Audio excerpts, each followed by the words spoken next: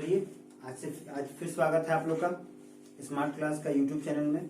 आज हम लोग इंग्लिश का पास्ट परफेक्ट कंटिन्यूअस टेंस पढ़ेंगे।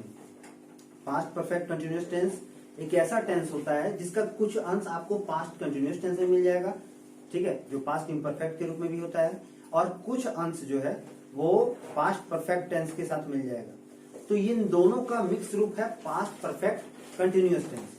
तो पास्ट परफेक्ट कंटिन्यूअस टेंस होता क्या है वो जानते हैं। तो ऐसे वाक्य जिनके अंत में वर्ब के साथ, ठीक है, वर्ब के साथ जिनके अंत में क्या लगा हो, रहा था, रही थी, रहे थे, या फिर ता आ रहा था, ते आ रहे थे, ती आ रही थी, ऐसे वाक्य हो, इन्हें हम लोग क्या बोलते हैं, पास्ट परफेक्ट कंटिन्यूअस टेंस बोलते हैं। बहुत इजीली है। अब इसका कुछ फॉर्मेट है उसको भी हम लोग जानेंगे, और जो ये फॉर्मूलाज है वो हम लोग को क्या करेंगे, हेल्प करेंगे आगे की क्वेश्चन को बनाने के लिए। तो हम लोग पहले शुरू करते हैं कि कहाँ कैसा किसका यूज करना है। तो सबसे पहले देखिए हम लोग बनाएंगे इस सेंटेंस में, ठीक है, सबसे पहले फॉर्मेट में हम लोग जाएंगे जो आता है सिंपल रूप में। तो इसका क्या है पहला फॉर्मेट? पहला फॉर्मेट है subject plus had plus been, ठीक है, subject plus had plus been plus V4 plus object. अब इसके बाद ये तो था एक सिंपल फॉर्म। इसमें और एक चीज हम लोग को यूज करना है। वो क्या यूज करना है? यूज करना है समय का बोध। इसमें बहुत जरूरी है। आप लोगों को याद होगा कि जब प्रेजेंट परफेक्ट कंटिन्यूअस टेंस हम लोग पढ़ रहे थे तो उसमें फॉर और सिंस का यूज किए थे। आपको बता दिए गए थे फॉर का यूज कहाँ होता है और सिंस का यूज कहाँ होता है। फिर से बता दे रहे, फॉर का यूज कहाँ और सिंस का यूज कहाँ करना है। फॉर का यूज करना है जब आपके पास ऐसा समय का बोध हो जिसको आप नहीं ज्ञात कर सकते हैं। जैसे वह 2 घंटा से पढ़ते आ रहा है, श्याम 4 घंटा से पैदल चलते आ रहा है। तो यहाँ पर कोई रियल टाइम का बोध नहीं है ना, वो रात को दिन को कोई जिक्र है क्या? नहीं है। तो इसमें हम लोग को क्या करना है, फॉर का यूज करना है। और सिंस का यूज कहाँ करना है? जिन जगहों पर समय का बोध हो। जैसे वह सुबह 4 बजे से पैदल घर आ रहा था, वो शाम 4 बजे से दौड़ रहा था, तुम रात के 2 बजे से पढ़ रहे थे। तो इनमें क्या है, सब्जेक्ट के साथ क्या लगा हुआ है, समय का बोध भी है। तो इनके साथ क्या लगाएंगे हम लोग, सिंस लगाएंगे। बहुत इजीली है। अब हम लोग आते हैं मेन टॉपिक पे। तो इसके साथ भी ऑब्जेक्ट के साथ क्या लगाएंगे, ऑब्जेक्ट के साथ लगाएंगे फॉर या सिंस और टाइम, ठीक है, फॉर या सिंस और टाइम लगाएंगे, ठीक है। अब देखिए कैसा सेंटेंस बना, कैसा पूरा ये बना, हम लोग उसको जानते हैं। पहले सब्जेक्ट लगाएं, फिर हेड लगाएं, फिर बीन, फिर V4 जानते ही है ना, जिसमें ING लगता है, गोइंग, ईटिंग, डांसिंग, सब में ING लग रहा है। V4 plus object plus for या सिंस और टाइम। फॉर और सिंस का क्या यूज है, कहाँ यूज है बता दिए हैं। कॉपी में ये सब लिखा होना चाहिए, तब ना आपको समझ में आएगा अच्छा से। अब चलिए इसका कुछ एग्जाम्पल लेते हैं इस सेंटेंस से। जैसे अगर हम लोग लेते हैं कि राम, ठीक है, बहुत अच्छा सेंटेंस है, लिखिएगा, राम 2 घंटों से पत्र लिख रहा था। राम 2 घंटों से पत्र लिख रहा था। तो इसका क्या हो जाएगा, बहुत इजी है, यूज करिए। Ram had been writing. देखिए राम हैड बीन राइटिंग क्या, a letter, Ram had been writing a letter, ठीक है, कितने घंटों से, 2 घंटों से, ए लेटर फॉर 2 आवर्स। हो गया क्लियर, ठीक है, Ram had been writing a letter for 2 hours. इसी तरह अगला वाक्य में जाते हैं जो नेगेटिव फॉर्म में होता है। उसके लिए हम लोग क्या यूज करेंगे, रूल, बस कुछ रूल यूज करना है जहां पर सब्जेक्ट, उसके बाद हेड, उसके बाद नॉट, फिर बीन, फिर V4 और प्लस ऑब्जेक्ट, और साथ में फॉर सिंस लगा दीजिए, और टाइम। मतलब क्या, मतलब बस ये जो नॉट वाला नट है ना, इसको हेड और बीन के बीच में लगा देना है, बाकी सब वही रहेगा। करते हैं, subject had plus not plus been plus V4 plus object plus for या सिंस प्लस टाइम, ठीक है। अच्छा, हम ऊपर वाले जो वाक्य हैं, ऊपर वाला जो फॉर्मूला है ना, उसका और दो तीन को क्वेश्चन हम लोग सॉल्व करते हैं। उसका दूसरा नंबर वाला को ही करेंगे। तो पहला एक क्वेश्चन हो गया था, राम 2 घंटे से पत्र लिख रहा था। अगला क्वेश्चन लिखते हैं, इसी का लिखिए, ऊपर वाला फॉर्मूला का, इसके लिए, ठीक है, इसके लिए ऊपर वाला, किसके लिए, subject, had, been, before object plus for या सिंस और टाइम के लिए। एक क्वेश्चन लिखते हैं, मेरी माँ 3 घंटों से खाना बना रही थी या पका रही थी, कुछ भी लिख सकते हैं। मेरी माँ 3 घंटों से खाना पका रही थी लिखी, सबसे बेटर है। तो इसका क्या हो जाएगा, माई मदर, माई मदर, देखिए माई मतलब यहां मेरी माँ है, माई मदर, माई के साथ मदर लगा है तो ये क्या है, थर्ड पर्सन को डिनोट कर रहा है, तो उसके साथ क्या लगेगा, हैड या हैव, तो कहीं यूज नहीं करना, सिर्फ हैड यूज करना है। तो माई मदर, कंफ्यूजन नहीं रहना है, हैड ही लगा देना है। आई रहे, वी रहे, ही रहे, सी रहे, इट रहे, कुछ भी रहे, क्या लगा देना है हम लोग को, हैड का प्रयोग करना है। तो होगा my mother had been cooking food for कितने घंटों से, 3 घंटों से, तो फॉर 3 आवर्स हो गया ये solve. My mother had been cooking food for 3 hours. अब इसी तरह एक और सेंटेंस लेते हैं, ठीक है। सेंटेंस है, वह सुबह 4 बजे से पढ़ रहा था, वह सुबह 4 बजे से पढ़ रहा था। तो इसका क्या हो जाएगा, he had been studying, he had been studying, clear है, ठीक है।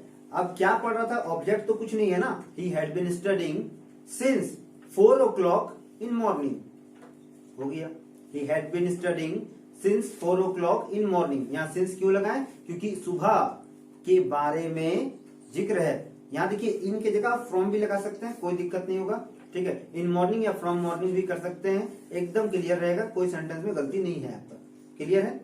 अगला सेंटेंस में जाते हैं। अगर सेंटेंस लेते हैं, ऐसा लेते हैं कि क्वेश्चन होगा, रहीम 3 घंटे से टीवी देखते आ रहा था। तो क्या हो जाएगा, Rahim had been watching a TV for 3 hours, clear है। अगर यही सेंटेंस को बोलते रहीम दोपहर 3 बजे से टीवी देखते आ रहा था, तो इसका क्या हो जाता, जहां फॉर था वहां फॉर हट के क्या लग जाता, सिंस लग जाता, और नया सेंटेंस क्या बन जाता, नया सेंटेंस बन जाता, Rahim had been watching a TV since 3 o'clock in afternoon, ठीक है, या फ्रॉम आफ्टरनून हो जाएगा। तो देखिए कितना इजी से बन गया। अब हम लोग आते हैं इसका दूसरा फॉर्मूला, जो क्या है, सब्जेक्ट है, हैड है, नॉट है, उसके बाद बीन है, फिर क्या है, वर्ब फोर, फिर ऑब्जेक्ट प्लस फॉर या सिंस लगा करके टाइम लगा देना है, प्लस टाइम। तो इसका सेंटेंस एक लेते हैं, सेंटेंस अगर लेते हैं इसको तो ऐसे लिखिएगा कि गीता 4 घंटे से नहीं सो रही थी, गीता 4 घंटे से नहीं सो रही थी। तो इसका क्या हो जाएगा, बहुत इजी से है, Gita had not been sleeping for 4 hours.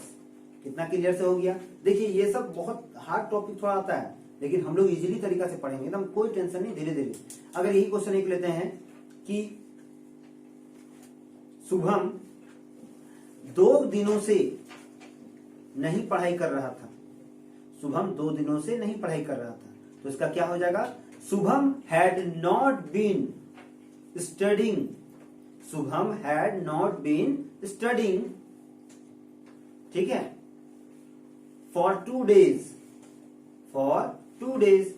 ठीक है। अगर एक और सेंटेंस लेते हैं, जैसे तुम्हारे पिताजी 4 जनवरी से बाजार नहीं जा रहे थे, तुम्हारे पिताजी 4 जनवरी से बाजार नहीं जा रहे थे। तो इसका क्या हो जाएगा, your father had not been going to market since 4 January. कितना इजी से बन गया। तो ये हम लोग क्या जाने, नेगेटिव फॉर्म के बारे में जान लिए। अगला जो फॉर्मेट है वो क्या है, रूल नंबर 3 जो जाता है उसको हम लोग जानेंगे। इसमें क्या होगा, इस सेंटेंस में हम लोग क्वेश्चन इंट्रोगेटिव फॉर्म के रूप में इसको बनाएंगे, क्वेश्चन के लिए बनाएंगे। जैसे इसका फॉर्मूला जो है बहुत इजी है, बस हेड को आगे लगाना है, बाकी सब कुछ उसी तरह रहेगा, कोई भी बदलाव कहीं नहीं करना है। मतलब कैसे, एकदम सिंपल सा है, पहले हेड, उसके बाद सब्जेक्ट, उसके बाद बीन, उसके बाद B4, उसके बाद ऑब्जेक्ट, और बाद में वो छोटा मोटा सब जो चुटकू पुटकू को फॉर और सिंस, और साथ में पीछे से हम लोग का टाइम, जो अभी हम लोग के पास है एग्जाम का प्रिपरेशन करने के लिए, तैयारी करने के लिए। ठीक है, तो इसको कैसे यूज करेंगे, एक क्वेश्चन लेते हैं इसमें, क्या मेरी माँ 2 घंटे से ट्रेन में आ रही थी। ठीक है, तो इसको कैसे बनाएंगे, हैड माई मदर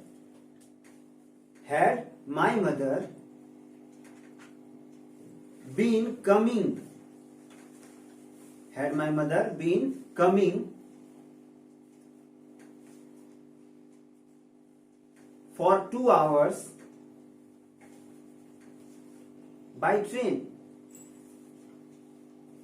इसको और एक तरीका से बनाते हैं, उसको भी लिख लीजिए, had my mother been coming by train for 2 hours। Clear है। एक और सेंटेंस बनाते हैं, क्या तुम 4 घंटे से पढ़ रहे थे। क्या तुम 4 घंटे से पढ़ रहे थे, तो इसका क्या हो जाएगा, had you been studying for 4 hours। ठीक है, अगला एक सेंटेंस लेते हैं, क्या रमेश सुबह 8 बजे खेत जा रहा था, तो इसका क्या हो जाएगा, हैड रमेश बीन गोइंग,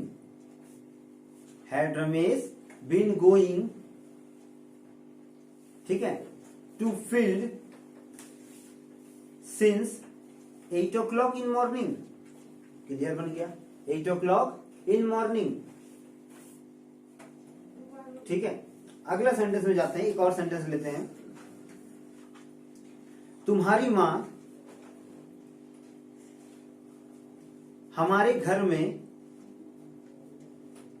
देखिए इसमें आगे क्वेश्चन लगा दीजिएगा इस तरह करके, हाँ ठीक है, क्या तुम्हारी माँ हमारे घर में 2002 से काम करती आ रही थी। क्या तुम्हारी माँ हमारे घर में 2002 से काम करती आ रही थी। देखिए यहाँ एक रियल डेट है, तो इसको क्या लिखेंगे, हैड योर मदर बीन, ठीक है, had your mother been working in our home, had your mother working in our home, ठीक है, सिंस 2002। कितना क्लियर से बन गया, आराम से हैंडल हो गया। तो इस तरह से हम लोग तीसरा रूप को पढ़े। इसका जो चौथा रूप है उसमें इंट्रोगेटिव और नेगेटिव दोनों का यूज करना है। किसका, इंट्रोगेटिव और नेगेटिव। तो इसका फॉर्मूला क्या होगा, सिंपल सा है, पहले हेड लगाना है, फिर सब्जेक्ट, फिर नॉट, फिर उसके बाद हम लोग का यूज बहुत इजी से करना है, नॉट के बाद बीन, फिर भरपूर और बाद में ऑब्जेक्ट। ठीक है, मतलब इस तरह, पहले हेड, फिर सब्जेक्ट, फिर नॉट, फिर बीन, उसके बाद भरपूर, फिर ऑब्जेक्ट, और बाद में आपको फॉर या सिंस लगाना है तो उसको हम लोग लगा सकते हैं, फॉर या सिंस प्लस एक टाइम दे दीजिए। देखिए हार्ड नहीं है, बस आपको इसका ट्रिक समझना है, दिमाग में इसको घुसाना है, बस छोटा सा खेल है। हेड सब्जेक्ट क्लियर है, नॉट लगाना है, बिन लगाना है, भरपूर यूज करना है, ऑब्जेक्ट यूज करना है, फॉर या सिंस का प्रयोग करना है, और साथ में टाइम का यूज कर देना है। जैसे एक सेंटेंस लेते हैं, क्या राम 2 घंटों से पत्र नहीं लिख रहा था। क्या राम 2 घंटों से पत्र नहीं लिख रहा था, तो इसका क्या हो जाएगा, had Ram not been writing a letter for 2 hours? Had Ram not been writing a letter for 2 hours? उसके बाद एक और सेंटेंस लिख देते हैं, क्या श्याम 4 महीनों से स्कूल नहीं जा रहा था? क्या श्याम 4 महीनों से स्कूल नहीं जा रहा था? तो उसका क्या हो जाएगा? Had Shyam not been going to school for 4 months? कितना इजी से बन गया। एक और सेंटेंस, क्या आप मेरे घर 3 जनवरी से नहीं आ रहे थे? तो इसका क्या हो जाएगा? Had you not been coming my home since 4 January? कितना इजी से बन गया। तो इस तरह से हम लोग क्या सीखे? इस तरह से हम लोगों ने 4 फॉर्मेटों को सीखा। ये किसका था? पास्ट परफेक्ट कंटिन्यूअस टेंस का। तो इससे हम लोग को बहुत हेल्प मिलेगा इंग्लिश को ट्रांसलेट करने में। जब भी कोई आप आंसर बनाए, कोई भी तरह का पैराग्राफ लिखे, लेटर लिखे, वहां जितने बताए गए आपको टेंस से जुड़ा जो जो चीज बताया गया उनका यूज करें। बहुत ही आसानी से आप सॉल्व कर लोगे, कहीं कोई दिक्कत नहीं होगा। बस आपको सिंपल सा चीज याद करके रखना है। शुरू से मैं बोलता आ रहा हूं कि आपको वर्ड मीनिंग्स, वर्ब्स पे ज्यादा ध्यान देना है और जो फॉर्म्स है उस पर आप इंग्लिश का 80% से लेके 90% बोल लोगे। थोड़ा टाइम लगेगा, धीरे धीरे प्रैक्टिस करते करते आपका इंग्लिश बेटर हो जाएगा। और याद रखिएगा कंपटीशन लेवल में ये सब बहुत इंपॉर्टेंट होता है। एग्जाम हो या आपका कंपटीशन का एग्जाम हो या 9, 10, 8, 9, 10, 11, 12 में इसका पूरा यूज है। 6, 7 में तो बच्चा इसको जानना शुरू करता है। आपको इसको बेसिक रूप से बहुत अच्छा से यूज करना है। अब इसको आप और अधिक निखारिए और इसमें और ज्यादा तैयारी करिए। अगली बार हम लोग फ्यूचर टेंस के साथ जुड़ेंगे, जिसमें simple future, future perfect, future imperfect, ये सब के बारे में जानकारी प्राप्त करेंगे। आज का क्लास हम यहीं तक रखते हैं और आशा करते हैं कि आप लोग इसी तरह सब्सक्राइब करते रहिए। सब्सक्राइब करिए, शेयर करिए, लाइक करिए और वीडियो को ज्यादा से ज्यादा आगे फॉरवर्ड करिए।